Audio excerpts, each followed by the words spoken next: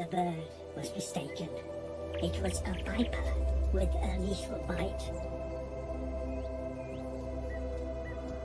This species has only recently been discovered, and so far it has been found nowhere else but here.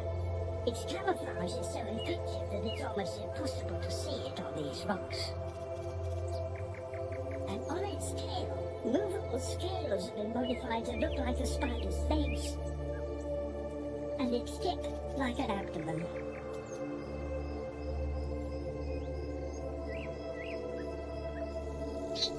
A shrike. It has flown here from Africa and hasn't fed for days.